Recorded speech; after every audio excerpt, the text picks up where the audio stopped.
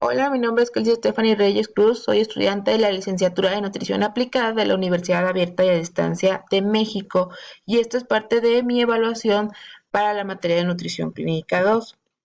En esta evaluación vamos a hablar sobre algunas enfermedades que afectan al tubo digestivo, como empezando por la disfagia y la calasia. La disfagia es la dificultad que refieren los pacientes de tragar, como si tuvieran alguna cosa que obstacularizara su paso de los alimentos por, por, por, por el, por el esófago. Mientras que la calasia es un trastorno neuromuscular que causa dispepsia por una hipotonía del esfínter esofágico inferior. En cuanto a la fisiología de la fisiopatología de la disfagia, esta puede darse en cualquiera de las fases de la deglución del ser humano. Tenemos que existe disfagia en la fase oral, en la fase faríngea o en la fase esofágica. Y esta puede darse por múltiples causas, como por ejemplo existen las enfermedades medicinales que obstruyen, que pueden obstruir el esófago y pueden causar disfagia porque hay una invasión directa o alguna compresión. También hay enfermedades de la mucosa que ocasionan disfagia porque estas suelen estrechar la luz a causa de inflamación, fibrosis o incluso neoplasia. También tenemos que las enfermedades neuromusculares pueden afectar a la peristalsis y al tono del músculo liso y su inervación, haciendo que éste se relaje. También podemos presentar disfagia por algún acontecimiento postquirúrgico. En cuanto a la acalasia y su fisiopatología, este es un proceso inflamatorio que conlleva a la pérdida de neurotransmisores inhibitorios. Estos neurotransmisores que se ven disminuidos son el péptido intestinal vasoactivo y el óxido nítrico. Cuando estos están bajando, se produce un desbalance entre las neuronas inhibitorias y excitatorias y ocasiona que el esfínter esofágico inferior se relaje y pierda tono. Esto también puede ocasionarnos inflamación del plexo mentérico, pérdida de células ganglionares y fibrosis de los nervios, por lo cual cada vez más se va atrofiando la situación y se estrecha en la parte inferior del estómago, así como vemos en la imagen que tenemos a la derecha. En cuanto a sus signos y síntomas, pueden ser muy parecidos los signos y síntomas de las dos, sin embargo, hay ciertas cuestiones que diferencian uno de la otra. Por ejemplo, en la disfagia podemos encontrar dispepsia, regurgitación esofágica, dolor esofágico, vómito y a largo plazo porque el paciente ya no quiere comer, puede tener una pérdida de peso. En cuanto a la calasia, podemos encontrar que en la calasia puede haber disfagia, regurgitación, pirosis, hipo, dolor torácico, halitosis, pérdida de peso, tos y vómito y neumonía por aspiración. Una manera de diferenciar una enfermedad de la otra es que, sin necesidad de alguna prueba diagnóstica, es que en la disfagia los alimentos se regurgitan sin haber sido digeridos. Incluso existe mucha salivación y esta sucede en los minutos o a las horas de haber ingerido alimentos. Mientras que en la calasia la regurgitación se presenta casi siempre en horarios nocturnos y muchas veces se alivia si el paciente de alguna manera se acomoda con el uso de almohadas o durmiendo incluso hasta sentados o sobre cierto lado del cuerpo que vamos a ver más adelante. Eh, una manera de hacer una prueba diagnóstica para detectar disfagia y acalasia es la manometría, que esta con esta se determina si existe una relajación o no existe relajación del esfínter esofágico inferior y si hay pérdida de la peristalsis. Otra manera es por vía endoscópica, con la cual podemos ver si existe dilatación esofágica, si hay retención de saliva, líquido o partículas de alimento en el tracto que no han sido digeridas y que no exista estenosis de la mucosa o tumores.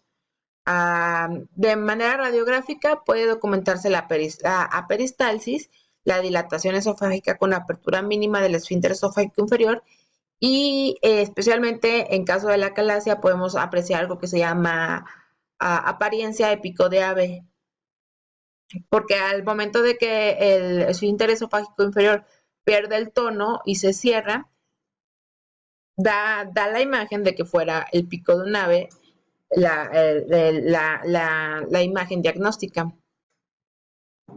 Y también hay una prueba de vario en la que se ve la misma situación, una apariencia de pico de ave. En cuanto a los nutrimentos involucrados en estas enfermedades, son especialmente las grasas saturadas, el chocolate y el café, entre otros irritantes, porque estos favorecen a la hipotonía del esfínter inferior.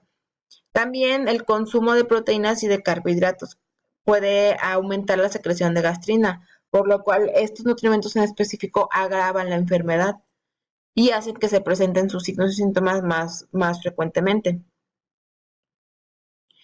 En cuanto al tipo de dieta para la calasia, esta se pretende que sea una dieta progresiva, que vaya desde lo líquido hasta llegar a lo blando.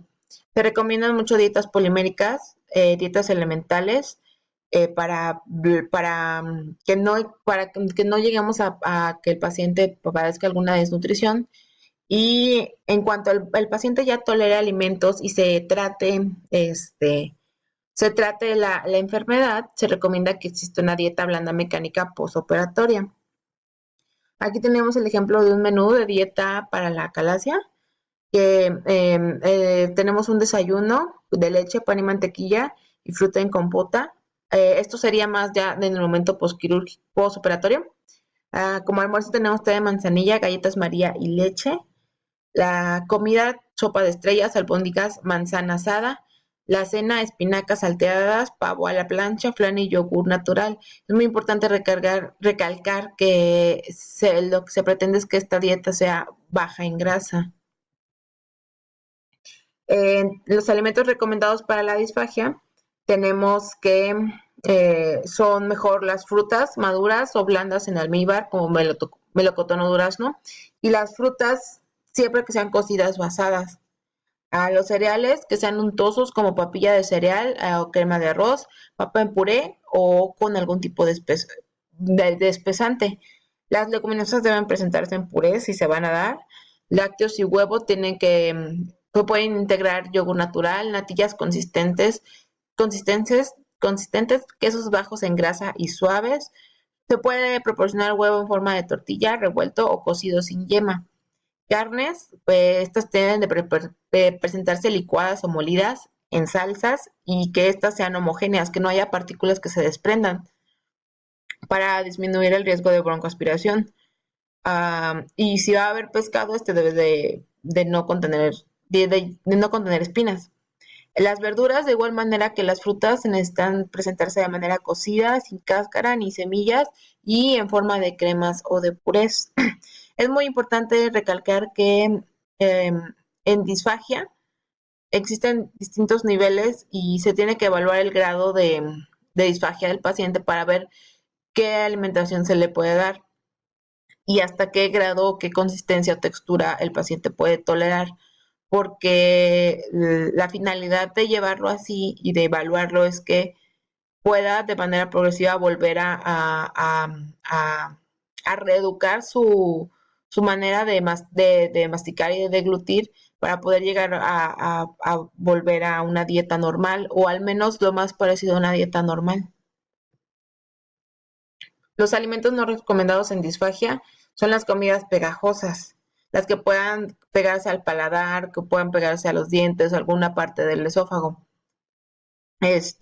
Tampoco podemos integrar comidas que se fragmenten fácilmente, como por ejemplo el arroz, que es muy peligroso porque puede causar broncoaspiración, porque así sea un pequeño grano de arroz, se puede este, puede desprenderse del bolo alimenticio y causar alguna broncoaspiración. Comidas con dos o más consistencias. Como ya dijimos, tiene que ser todo homogéneo para facilitar al paciente poder deglutirlo. Comidas con fibras duras como espárragos, puerros o carnes muy fibrosas, porque no se homogenizan con lo demás. Y alimentos con grumos que tengan huesos, espinas, pepitas, aceitunas, uvas.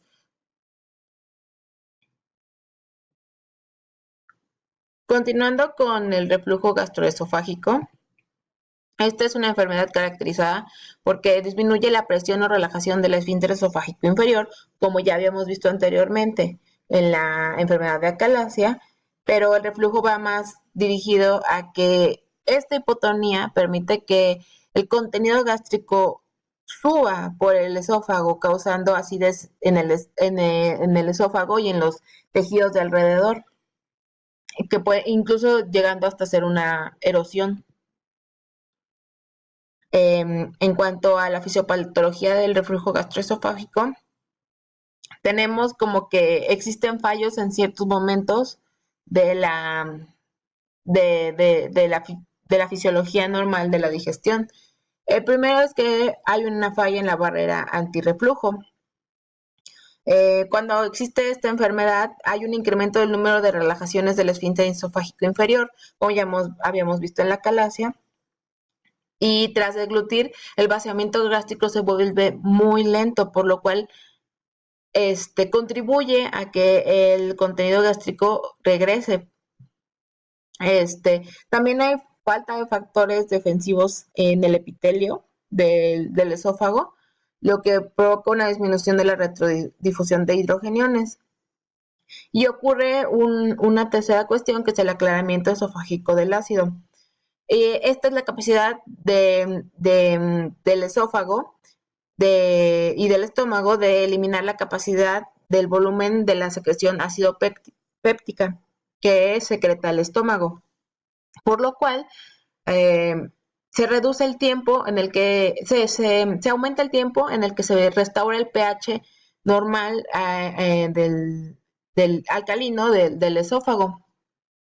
Muchas veces el reflujo no es tanto que el número de veces que tenga esta capacidad de estarse restaurando y restaurando, sino que, como habíamos visto en la barrera antirreflujo, este proceso ya se vuelve muy lento, por lo cual afecta al paciente más. Si ocurriera lo demás, pero más sin embargo, fuera de manera rápida que se ocurre el aclaramiento esofágico del ácido, no existiría el reflujo.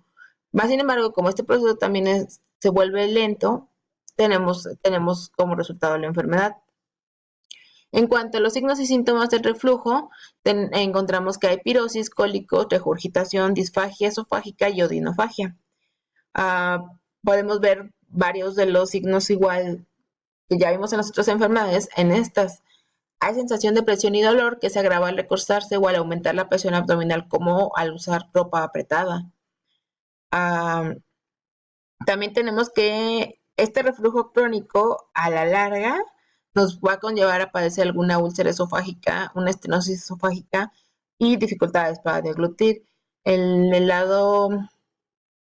lado de la diapositiva tenemos que de lo que hablábamos al principio, que muchas veces los pacientes tienen este tipo de síntomas nocturnos que se alivian simplemente durmiendo del lado izquierdo antes que del lado derecho, por la posición anatómica que tiene el estómago y el esófago.